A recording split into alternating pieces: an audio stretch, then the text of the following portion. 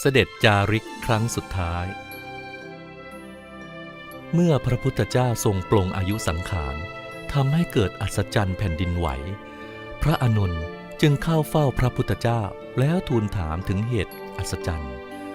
พระพุทธเจ้าตรัสบอกพระอานนท์ว่าที่เกิดแผ่นดินไหวครั้งนี้เพราะพระองค์ทรงปลงอายุสังขารพอได้ฟังดังนั้นพระอานนท์นึกได้ว่าพระพุทธเจ้าเคยตรัสบอกว่าถ้าผู้ใดได้บำเพ็ญปฏิบัติธรรม4 ข้อหรืออิทธิบาท4จะกำหนดอายุยืนยาวต่อไปได้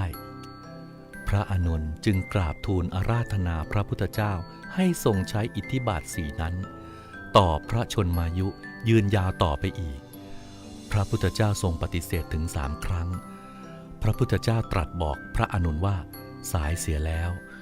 เพราะพระองค์ได้ประกาศปลงอายุสังขารว่าจะนิพพานเสียแล้ว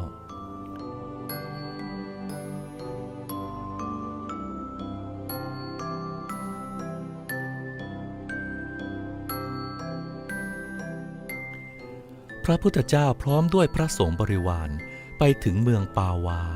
ในวันขึ้น14 ค่ำเดือน 6ซึ่งเป็นวันก่อนเสด็จปรินิพพานเพียง1 วัน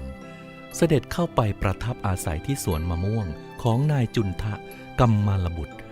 นายจุนทะทราบข่าวจึงกราบทูลอาราธนาพระพุทธเจ้าพร้อมด้วยพระสงฆ์เสด็จรับภัตตาหารที่บ้านของตนวันรุ่งขึ้นนายจุนทะได้ถวายสูกรมัทวะแก่พระพุทธเจ้าเมื่อทรงฉันเสร็จจึงรับสั่งให้นายจุนทะนำเอาสูกรมัทวะที่เหลือจากที่พระองค์ทรงฉันแล้วไปฝังที่บ่อจากนั้นทรงแสดงธรรมให้นายจุนทะฟังแล้วทรงอำลาเสด็จไปยังเมืองกุสินาราต่อไป